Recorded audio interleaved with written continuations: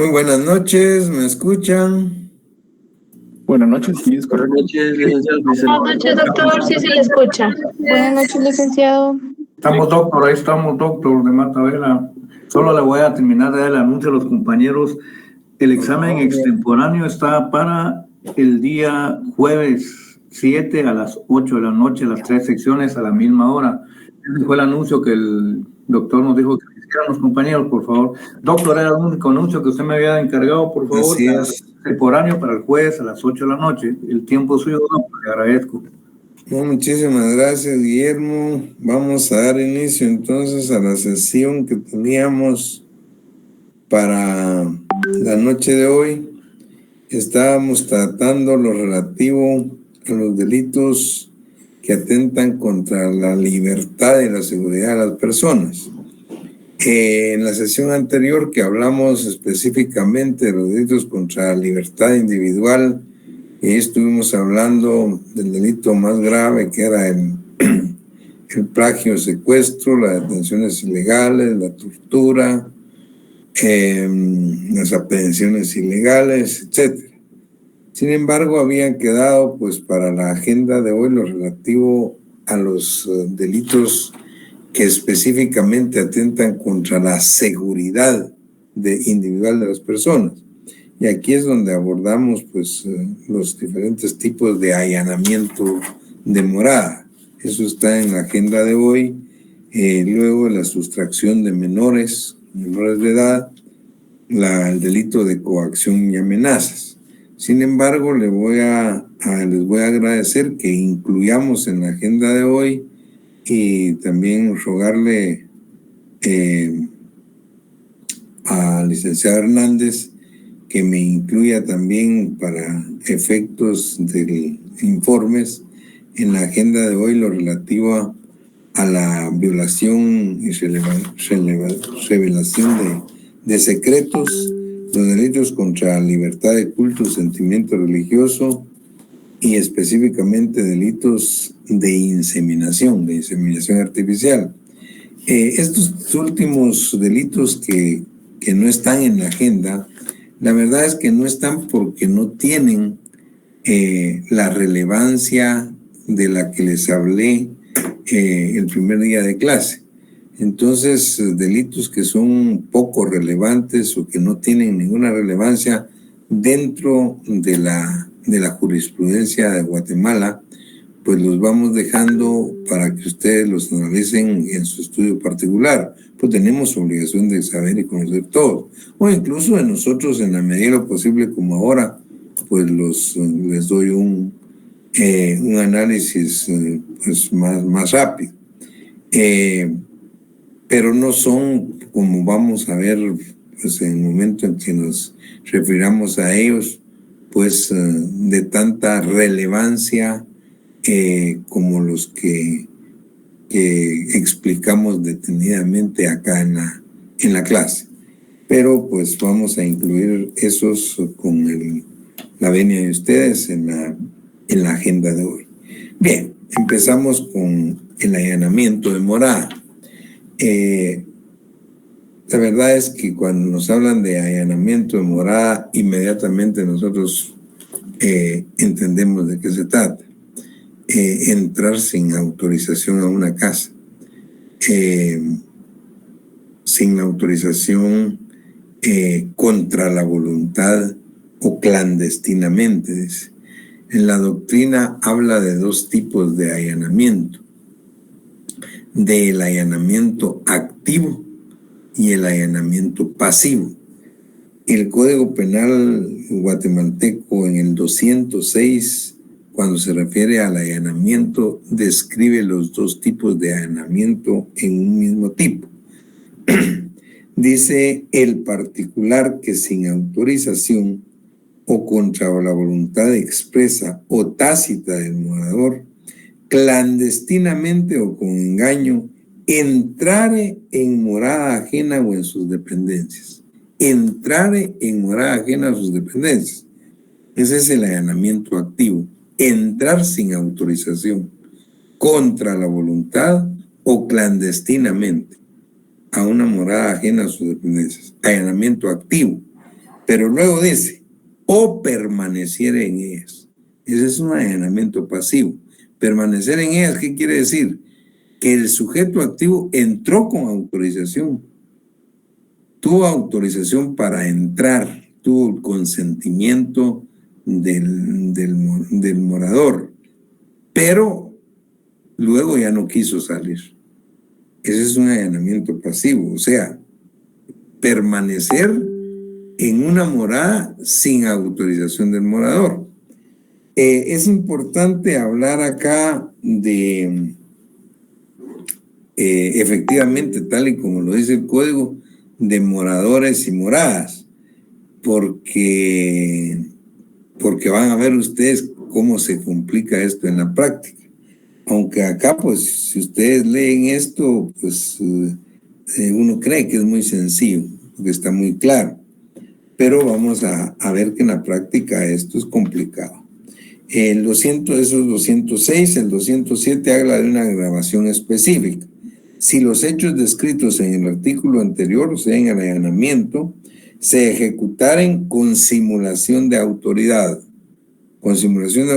con armas o con violencia, o por más de 2 personas, o sea, de 3 en adelante, pues la responsabilidad penal se agrava, y por supuesto la pena también. Entonces tiene una pena de 2 a 4 años de prisión. Me interesa mucho que ponga atención a las excepciones del artículo 208. O sea, ahí están las excepciones al delito de allanamiento. Es decir, cuando se entra a cierto tipo de moradas o dependencias y no constituyen delito, no se constituye delito de allanamiento.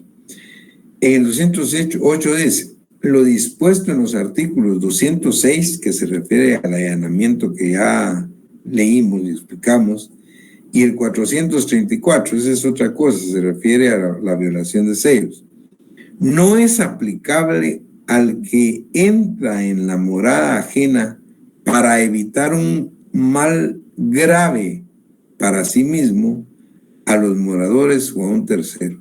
Si es para evitar un mal grave, dice, a sí mismo, para los moradores o para un tercero, no se tipifica el delito.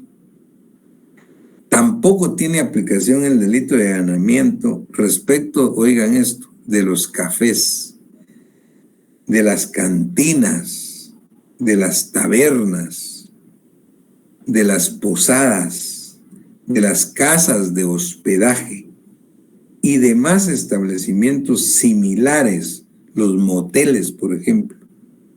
Dice, mientras estuvieran abiertos al público. O sea, si están abiertos al público, un restaurante, un café, una cantina, una taberna, una posada, un hospedaje,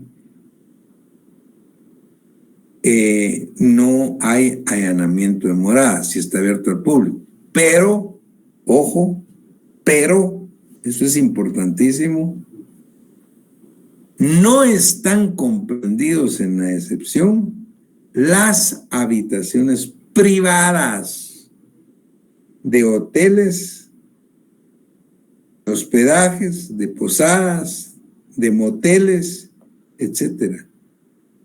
Y esto hay que dejarlo muy claro, porque un autohotel o motel, como le llamamos acá, los que ustedes ven por todos lados, pues están abiertos al público, sí, pero al igual que los hospedajes, que las posadas, tienen habitaciones y cada habitación es privada.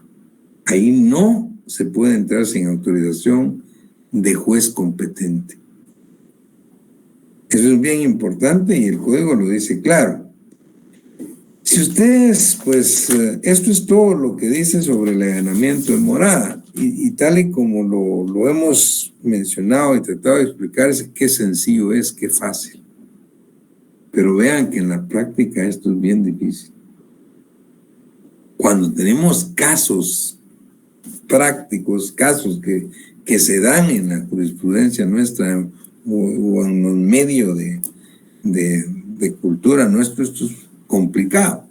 Yo les comentaba a los compañeros que hace unos 10 años, tal vez un poco más, estábamos dando esta misma clase en las aulas de la facultad, cuando sucedió un par de casos que nos cayó como anillo al dedo, muy discutibles, tanto que todavía los traigo a cuenta y de repente todavía se los puedo poner en el examen, si no les doy la respuesta hoy. Vean uno, bueno, se los voy a comentar para que ustedes estén claros y entiendan pues rápidamente el mensaje de la clase de hoy en cuanto a los allanamientos. El primer caso se trata de que era un domingo a las 8:30 de la noche. En una casa de, si no estoy mal, era algún residencial de Ciudad San Cristóbal, perteneciente a Misco.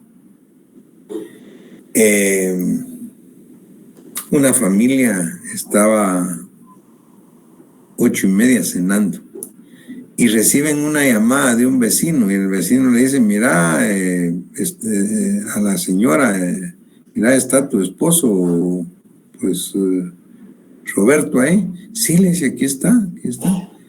¿Por qué? Pasámelo. Mira, Roberto, no te vayas a asustar, pero mira, le dijo, en este momento, hace unos minutos, se entraron los ladrones a tu casa. ¿Cómo así? Le digo, sí, yo estaba en la parte de atrás y me di cuenta cuando estaba caminando sobre la pared y brincó a tu casa. Ahí están adentro. ¿Ustedes dónde están? Estamos en el comedor. Mira, quédense ahí, pues cierren las puertas y nosotros ya llamamos a la policía. Ya ahorita ya vienen en camino. Diciendo esto cuando se oían ya las sirenas de las autopatrullas, porque él como vecino le dijo a otro vecino e inmediatamente llamaron a la policía y ya venía la policía y rodearon la casa. Y con altoparlantes los miembros de la policía decían a los ladrones que ya sabían que estaban adentro, que la casa estaba rodeada y que salieran con las manos en alto. Y los invitaban a salir. Obviamente no salía ninguno. Entonces pidieron la autorización del señor, el dueño, ¿eh? Y entró la policía con el megáfono en mano diciéndole a los ladrones que salieran y que estaban ya registrando la casa. Y no salió ninguno. Pero quien salió fue la empleada que acababa de regresar, porque era día domingo, de su día libre, y dijo, un momento, aquí no hay ladrones, aquí solo estoy yo en mi cuarto, dijo, y se trata de mi novio que está aquí conmigo. El novio, ella entró por la puerta principal, pues, de la sala, dijo, ya vine. Pero el novio entró brincándose la pared de atrás y estaba con él. Bueno, la policía inmediatamente pues capturó al muchacho, pues esposado, lo sacó de ahí y lo lleva a los tribunales de justicia, a Misco. Pero también va la muchacha, la empleada doméstica, y ella dice, mire, la empleada, no, es mi novio. No es ningún ladrón, está aquí conmigo y yo le dije, lo invité y está aquí conmigo. Y él dijo lo mismo, a mí, bueno, mi novia fue la que me dijo. Ahora la situación es esta, por eso les digo cómo se complica. Si usted, bueno, ¿qué delito hay? En el allanamiento dice el particular, bueno, este muchacho, que sin autorización o contra la voluntad expresa o tácita, oigan, del morador, dice, clandestinamente o con engaño, entrar en morada ajena o a sus dependencias. Del morador, no dice del dueño de la casa, no dice del propietario del inmueble, no dice del legítimo poseedor, dice del morador. Y el delito es allanamiento de morada o sus dependencias. El problema aquí es serio, es decir, bueno, ¿es moradora la señorita esta, la empleada, o no es moradora? Claro que es moradora. Bueno, si es moradora y ella autorizó, ¿hay delito o no hay delito? Es una gran discusión. Entonces decía, bueno, pero entonces, ¿por qué no entró cuando entró ella por la puerta principal? Porque sí, y le dijeron. ¿Y por qué no? Claro, porque si hubiera dicho, no me dan permiso para entrarlo. Entonces vean ustedes la discusión en el caso real. Porque el allanamiento, hay una protección del Estado por la seguridad de los moradores. Por eso es que habla de cantinas, de tabernas, de posadas, de hoteles, de moteles, pues tienen habitaciones privadas. Las habitaciones privadas son moradas de los moradores, ellos no son los dueños. Pero ahí no se puede entrar si no es con orden de juez competente. No puede entrar cualquiera, así nomás, pues, a una situación. Bueno, pero en este caso, como les digo, vean el caso donde se trataba, pues no se trataba de un ladrón. El vecino pensó que era un ladrón el que se había brincado. Y ella salió, la empleada dijo, no es un ladrón, está conmigo. Bueno, ¿hay delito o no hay? O lo dejo en libertad. Discusión.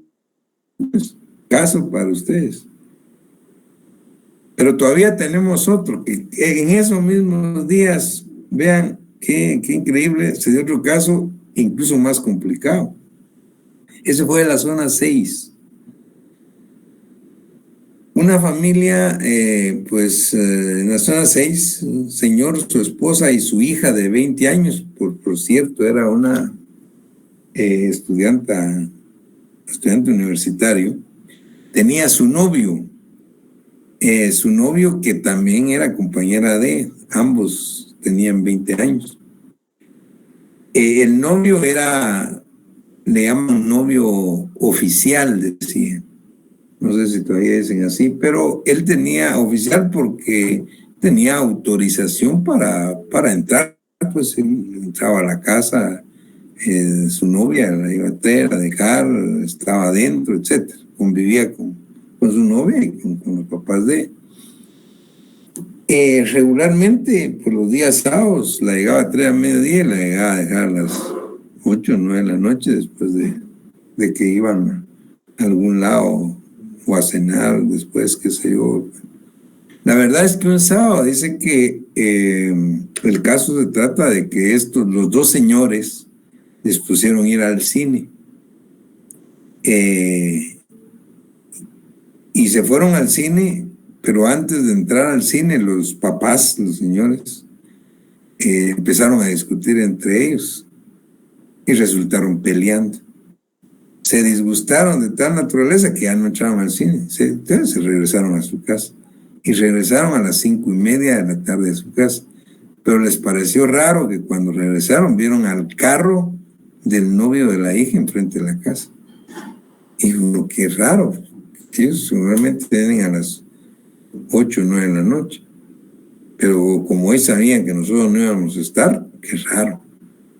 Entonces ya con malicia le dice el esposo a la esposa, mira, no da ruido, abramos la puerta. Y cuando abrieron la puerta, no estaban en la sala. Entonces les agarró más malicia. Entonces fueron directo al cuarto, a la habitación de la hija, pues. Estaba cerrada, abrieron y tampoco encontraron nada.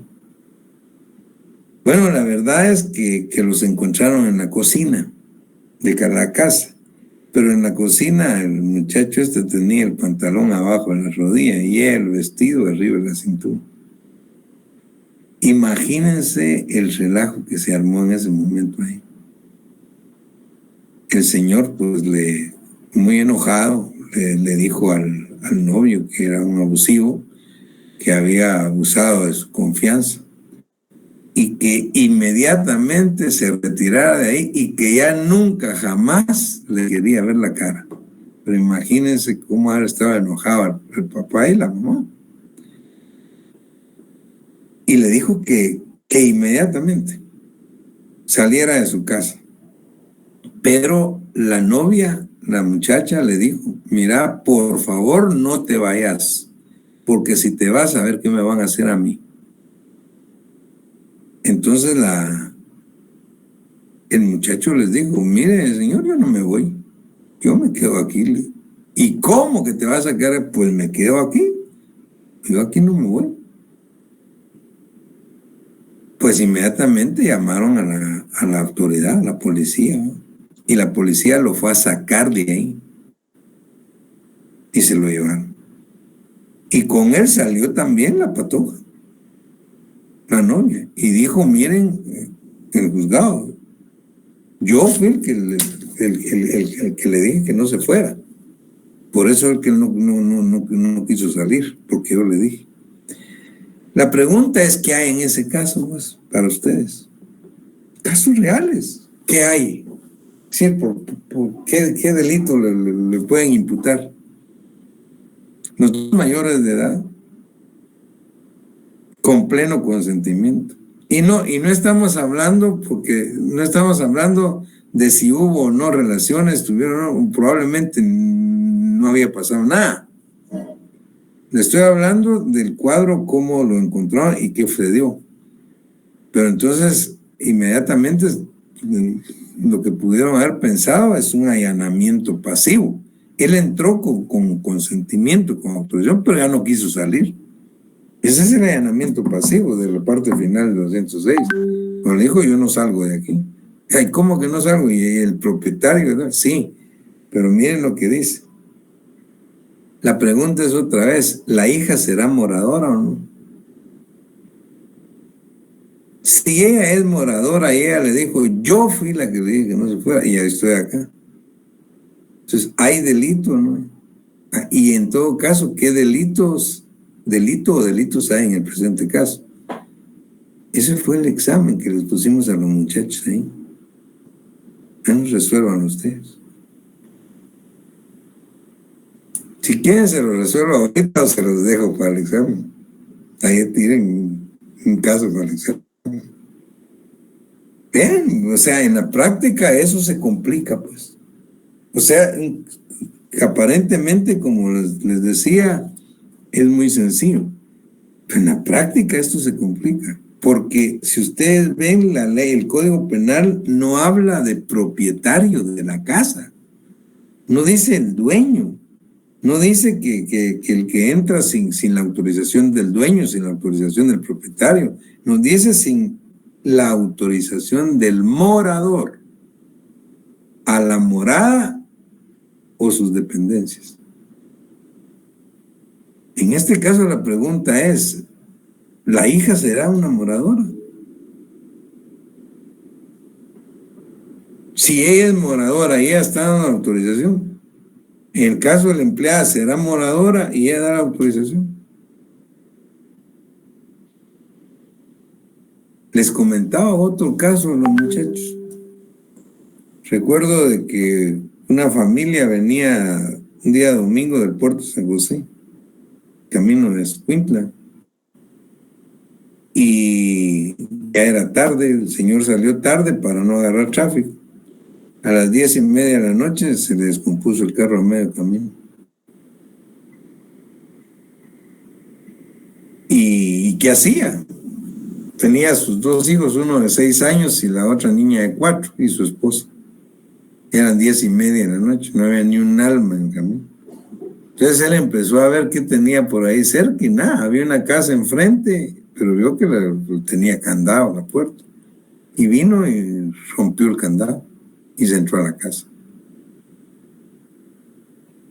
Encendió la luz y ni modo, pues, no tenía por seguridad de su familia.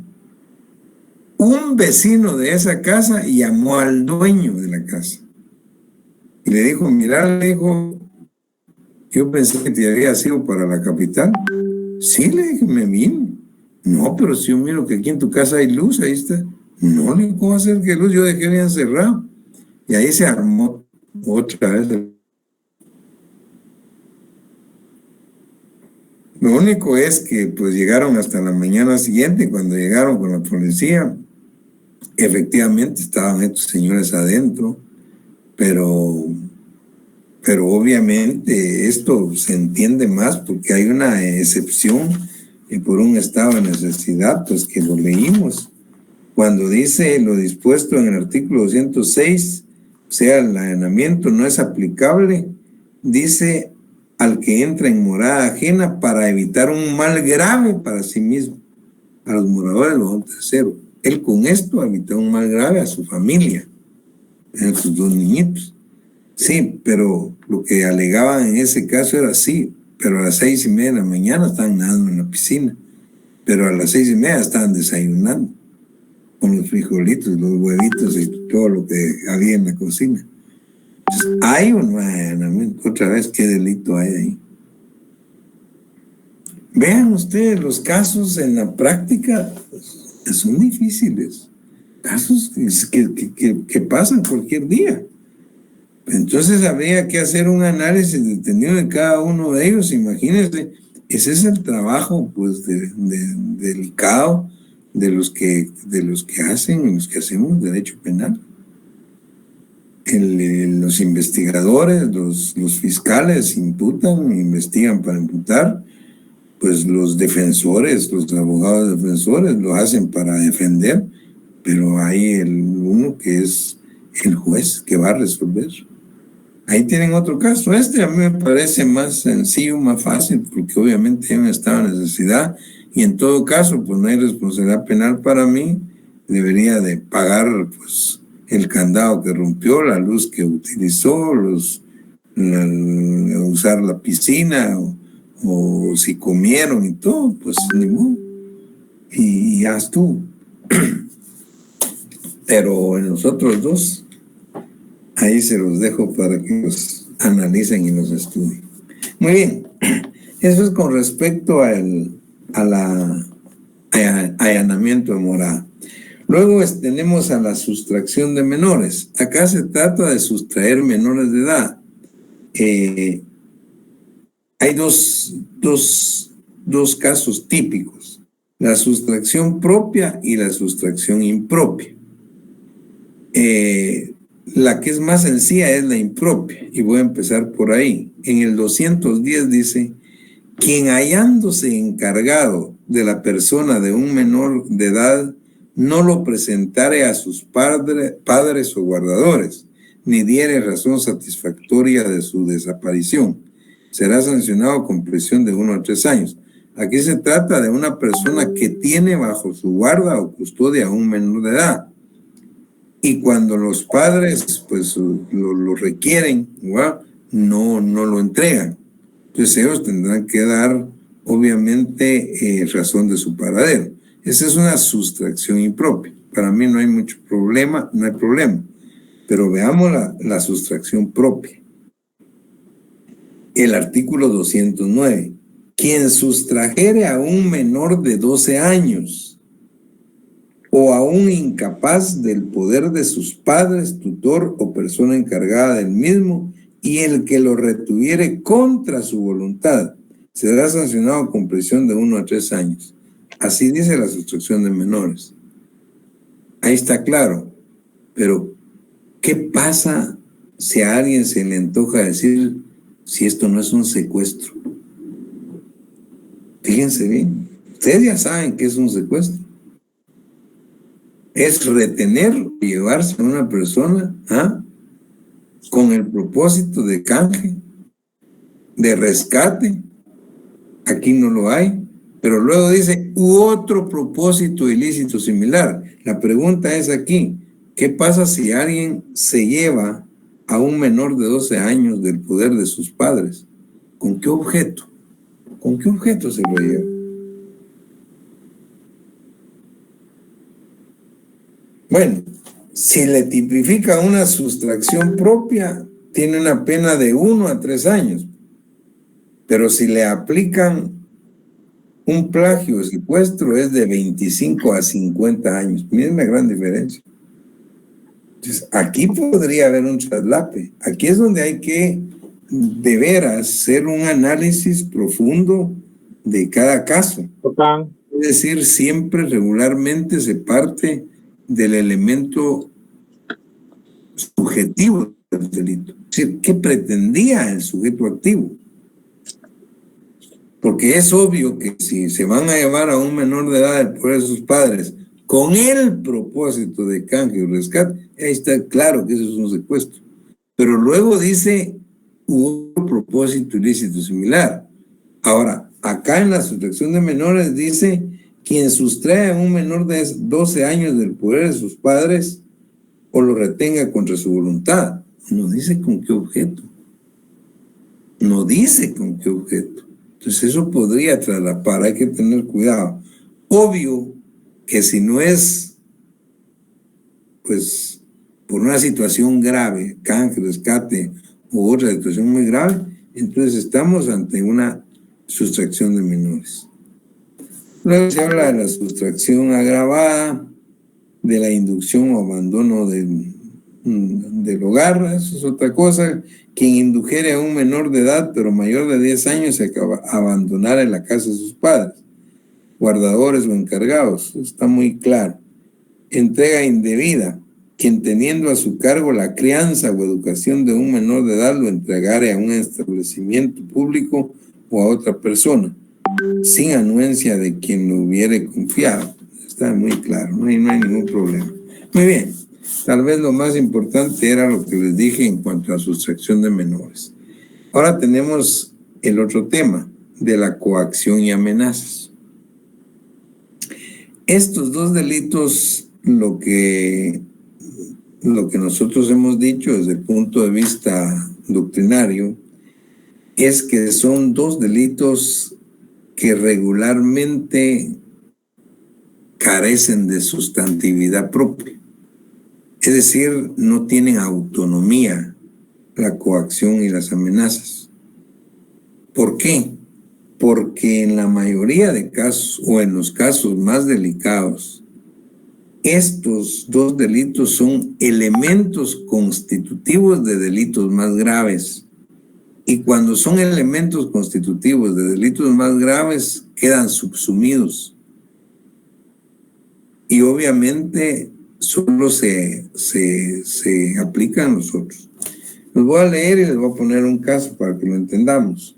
En la coacción dice el 214, quien sin estar legítimamente autorizado mediante procedimiento violento, intimidatorio o que en cualquier forma compela a otro, obliga a éste para que haga o deje de hacer lo que la ley no le prohíbe, efectúe o consienta lo que no quiere o que tolere lo que otra persona lo haga, sea justo o no, será sancionado con prisión de 6 meses a 2 años.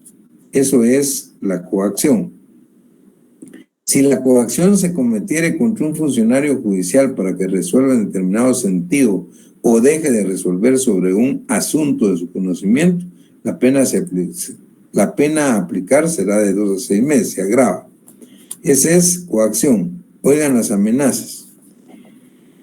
215. Quien amenazare a otro con causar al mismo o a sus parientes dentro de los grados de ley en su persona, honra o propiedad un mal que constituya o no delito, será sancionado con prisión de 6 meses a 3 años. Si la amenaza se cometiere contra un funcionario judicial por razón del ejercicio de su cargo, se sancionará con prisión de 2 a 6 años. Se agrava. Bien, en la coacción o amenazas, ahora les pongo un caso. ¿Qué pasa cuando en la calle, y esto es de todos los días, una persona le pone una pistola en la cabeza a otro para que entregue el celular? ¿Será eso una coacción? Claro que es una coacción. ¿Y será eso una amenaza? Claro que es una amenaza. Está poniendo una pistola y dice, ¿me entregas la cartera del celular o te disparo? Entonces, ¿qué tipifican ustedes si les pongo un caso de estos en el examen? Coacción y amenazas. equivocado. Ahí no es eso. Lo que hay que tipificar es robo agravado, nada más. ¿Y qué pasa con la coacción y amenazas? Quedan subsumidos. Porque la coacción y amenazas, vamos a ver más adelante cuando lleguemos al delito de robo, son elementos constitutivos del delito de robo. Porque un delito de robo es el apoderarse de una cosa mueble ajena en contra de la voluntad del sujeto, ya sea utilizando vis compulsiva o vis absoluta, violencia física o violencia psicológica. Si alguien le pone una pistola o un cuchillo a otro para que entregue el dinero, la cartera, o las joyas o el celular, ¿qué es? Es un típico delito de robo. Como es con arma, puede agravarse, un robo agravado. Pero si ustedes se dan cuenta, ahí hay una coacción y hay una amenaza. Claro que hay coacción. Está coaccionando y está amenazando. Lo que pasa es que ahí la coacción y amenaza quedan subsumidos en un delito más grave. Por eso les decía que creemos que estos de dos delitos, pues, se discute mucho, pues, su plena autonomía, porque regularmente, pues, son características, elementos característicos de delitos más graves. ¿Que puede darse solo la coacción? Sí, incluso muy sencillo, que a otro le estén obstruyendo para que no haga lo que debe o que obligarlo a hacer lo que la ley no le exige. Pero son casos muy sencillos. En la coacción se discute en la doctrina, especialmente la doctrina española, qué elementos debe tener la coacción para que sea tal. ¿Qué pasa si se trata de una coacción incierta e indeterminada? ¿Será coacción? Y ponen un ejemplo muy importante los españoles. ¿Qué pasa si, y eso se da mucho, si alguien le dice a otro, si no sales de aquí, vas a salir o te voy a sacar con la cabeza en las manos? Fíjense el decir esto, si no salís de aquí vas a salir con la cabeza en las manos. O sea, eso no es cierto, pues, es imposible, no, nadie va a salir con su cabeza en las manos. Lo que pasa es que es una amenaza, pero ¿es una amenaza de qué? De muerte. Entonces, la pregunta es, si es una amenaza de muerte, ¿estaremos ante una tentativa de algún homicidio o constituye simplemente el delito de amenazas? Que la amenaza sea imposible, no importa, pero es una amenaza. O salís de aquí o te mando a la luna ahorita. Son ciertos tipos de amenazas que son imposibles, nadie va a mandar a la luna, pero son constitutivas de amenazas. Entonces vean, pues esto es lo que podemos decir, que me interesaría más a mí que tengan ustedes el cuidado de observar cuando la coacción o amenazas pues son elementos de delitos más graves, desaparecen como tales y solo se va a tipificar el grave, ¿verdad? El grave. Bien, esto era pues lo que teníamos en agenda, ¿no? Pero incluimos 3 puntos rápidos que voy a tocar pues en la agenda de hoy. El uno se refiere a la violación y revelación de secretos. Lo que pasa es que esto ha quedado, es decir, ¿por qué no los puse en agenda? Pues para tratarlo, lo estoy tratando porque tenemos unos par de minutos y les puedo hacer un par de comentarios o reflexiones que les puedan servir. Pero la verdad es que esto ha quedado en desuso porque se refería a delitos en relación a la correspondencia, pues, a las cartas, a los carteros, cuando le llegaban cartas a la gente a su casa, o o les mandaban telegramas, llegaba el cartero, o le dejaron. Esto obviamente ha quedado superado con la evolución tecnológica que hoy tenemos con los celulares, pues, y toda la tecnología. Pero vean lo que dice. 217 de la violación y revelación de secretos. Quien de propósito, dice, o para descubrir los secretos de otro, abriere correspondencia, abrir el sobre, pues, pliego cerrado o despachos telegráficos, el telegrama le decían antes, ¿no? Pero luego dice telefónico o de otra naturaleza. Eso incluso incluye, podría ser, pues, la situación, los delitos informáticos ahora, ¿no? Pero esto no se refería a delitos informáticos, porque en 73, cuando se creó esto, obviamente que no existía la tecnología que hoy tenemos. Pero pues ahí están y vale la pena que ustedes mismos van viendo también cómo va evolucionando el derecho penal a la vez que va evolucionando la ciencia, pues, y la misma tecnología. En el 218 habla de la sustracción o desvío o supresión de correspondencia. Dice, quien indebidamente se apodere de correspondencia, pliego o despachos a que se refiere el artículo anterior, o de otro papel privado, dice, que no estén cerrados, o quienes lo suprimiere o desviare de su destino. Es decir, pues las cartas, los telegramas que se iban a dejar a las casas o a las oficinas, ¿no? Esa era la correspondencia.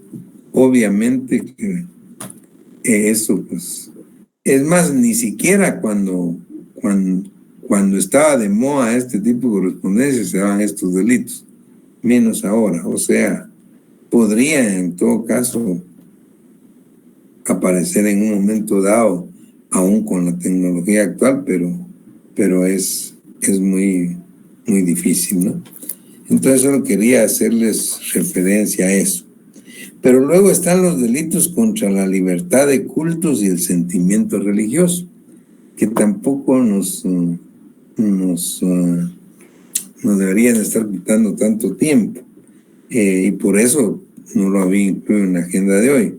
Pero vale la pena dar un brochazo, una reflexión en relación no a la turbación de actos de culto, que eso la verdad es que esto nunca se da. Dice, por ejemplo, turbación de actos de culto.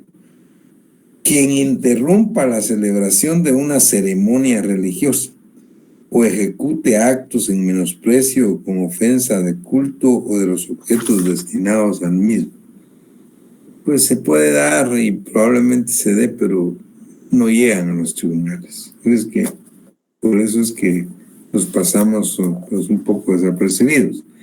Pero me llama la atención el 225, por lo que les dije en una oportunidad cuando vimos los delitos de libertad sexual. Aquí hay un delito que se llama profanación de sepulturas. Y oigan lo que dice. Quien violare o vilipendiare sepultura, sepulcro o urna funeraria, o en cualquier otra forma profanare el cadáver de un ser humano o sus restos, será sancionado con prisión de 6 meses a 2 años. Recuérdense cuando vimos el delito de violación. Les expliqué que anteriormente la violación, el sujeto pasivo era solo las mujeres, podían ser solo las mujeres. Pero que ahora, pues con las reformas, pueden ser violadas no solo las mujeres, sino también los hombres. Pero yo les dije, el sujeto pasivo en la violación puede ser tanto un hombre como una mujer ahora, siempre y cuando estén vivos. ¿Y qué pasa? Les dije con las relaciones sexuales con muertas. Y a cualquiera le podría parecer, bueno, pero ¿cómo así? No, esto sí es común. Óiganse lo que les estoy diciendo, incluso en el medio nuestro. Esto se da mucho y muchas veces en donde realizan las necropsias. La gente que se dedica a esto y todo, hay muchas situaciones donde pues hay sujetos o personas pues necrófilos, ¿no? ¿Qué es la necrofilia? Es la relación sexual con muertos, cadáveres de mujeres, y se ha visto mucho. Entonces yo les decía, pero se puede violar a una muerta, a una mujer muerta. No, la violación no necesariamente tiene que estar viva. ¿Y qué pasa si está muerta? Ah, es el cadáver. ¿Qué delito es? ¿Qué delito podría ser la necrofilia? Entonces, si ustedes leen la profanación de sepulturas, dice, o en cualquier otra forma se profanare el cadáver de un ser humano. Podría ser esto, ¿no? Un tipo de necrofilia, la profanación de sepulturas. En cualquier otra forma, dice, se profanare el cadáver de un ser humano, hombre o mujer. Porque obviamente no puede haber violación a cadáveres de hombres y mujeres. Entonces, ¿qué delito podría ser? Pues aquí tienen el 225, y por eso fue que dije, yo se los voy a comentar. Y ahí está. Y luego tenemos dentro de los delitos contra la libertad individual unos delitos que vale la pena mencionarlos. Están acá y vean cómo es increíble. Esto es en atención, son modificaciones que se hicieron, se adicionaron, pero en atención a la evolución científica, que de alguna manera tiene que estar atento siempre el derecho penal. Cada vez que hay evolución científica, se evoluciona científicamente, como el caso de la tecnología, pues. Con la evolución tecnológica nacieron o se crearon muchos delitos, pues, informáticos, por ejemplo. Bueno, pues con la evolución de la ciencia médica, en este caso, estamos hablando de los delitos de inseminación, artículo 225A, 225B y 225C. Es decir, se habla de la inseminación, y esto es en atención a la evolución científica que ha habido en la medicina pues moderna con respecto a la creación, pues, o a la fertilidad de la mujer. Y esto también son cuestiones muy difíciles, pues las comentamos, pero esto no se da, esto es difícil que llegue a un tribunal, pero están previstos, y regularmente leemos estos delitos, regularmente aquí el sujeto activo, tal y como está descrito, tiene que ser pues un profesional, y no cualquier profesional, un profesional de medicina, y no cualquier profesional de medicina, un profesional de medicina que prácticamente sea científico, que se dedique a clases de inseminación de tipo artificial.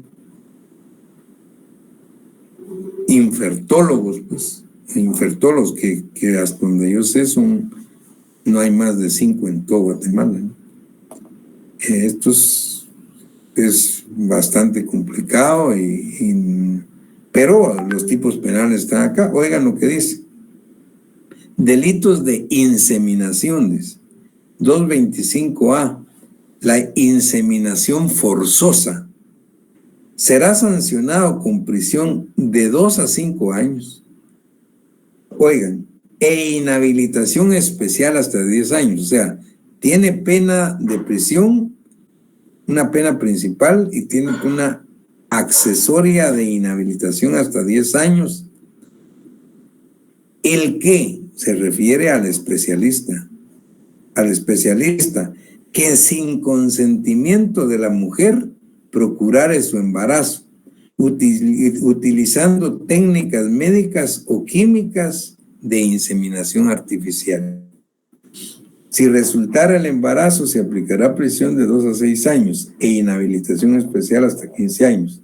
Si la mujer sufriere lesiones gravísimas o la muerte, se aplicará prisión de 3 a 10 años e inhabilitación especial de 10 a 20 años. Fíjense lo que dice. Estos son casos que obviamente lo que están previendo es situaciones que pudieran darse. Esto, pues obviamente difícil que se dé algo así, pero están hablando de tipos penales que se han creado en atención a la evolución científica que ha tenido la medicina en nuestros días, en el que se pueden hacer inseminaciones artificiales, pues cuando no se puede procrear naturalmente, ya hay y claro, hay 1, 2, 3 centros y parece ser que en lo público solo el Hospital Roosevelt tiene en todo Centroamérica una cuestión pues pública, o sea, pues donde no se pague para hacer este tipo de exámenes y de intervenciones que son de especialistas. El 225B dice inseminación fraudulenta, oiga. Se impondrá prisión de 1 a 3 años, de inhabilitación especial hasta 10 años, otra vez, al especialista que alterare fraudulentamente las condiciones pactadas para realizar una inseminación artificial o lograr el consentimiento mediante engaño o promesa falsa. Esto más se me hace pues a los bancos que se han creado, que se pueden crear hoy día de espermas masculinos o de óvulos femeninos, ¿no? Eso es increíble cómo pues una mujer puede depositar en una de estas instituciones sus óvulos cuando tiene 25 años, 30, que es una buena edad fértil, pero que no quiere tener familia.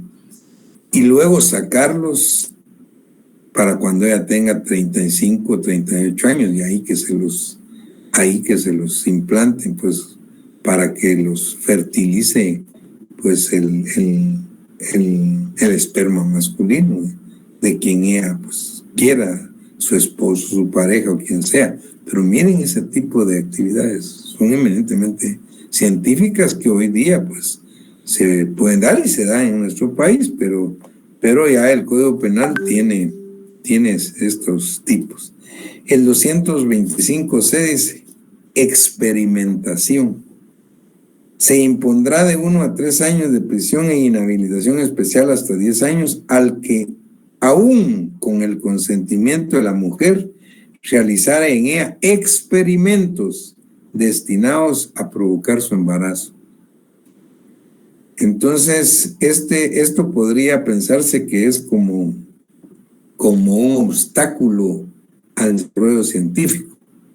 Pues, o sea, no se pueden hacer experimentos, no se pueden, pero luego el código finaliza de la mejor manera esto. Oigan lo que dice: no se consideran experimentos los diversos intentos para procurar el embarazo que se realicen conforme a una técnica ya experimentada y aprobada. O sea, pues porque quienes están en este tipo de actividad científica tratando de embarazar artificialmente, digamos, a una mujer, pues esto regularmente no se hace a la primera, ni a la segunda, ni a la tercera. Entonces el código aclara y dice que no se consideran experimentos los diversos intentos para procurar el embarazo, siempre pues que sea conforme a una técnica ya aprobada, pues médicamente ya experimentada. Entonces eso era lo que quería pues comentarles de estos delitos que no son comunes, pues, pero que vale la pena para que vean ustedes que es importante leer y estudiar todo el código, ¿no? Aunque estos pues obviamente no se están dando, y por eso es que pues no se los planteamos en la agenda, pero ya que había un poquito de tiempo, pues se los comento. Muy bien, el próximo día platicamos con los delitos contra el orden jurídico familiar, el Estado civil de las personas, celebración de matrimonios ilegales, delitos contra el Estado civil, etc. Muchísimas gracias por su atención. Espero veo que sí les gustó y lo entendieron. Muchas gracias por sus manifestaciones. Pasen feliz noche y que estén bien. Gracias, buenas noches. Feliz noche, doctor. Gracias. Feliz noche, licenciado. Feliz noche.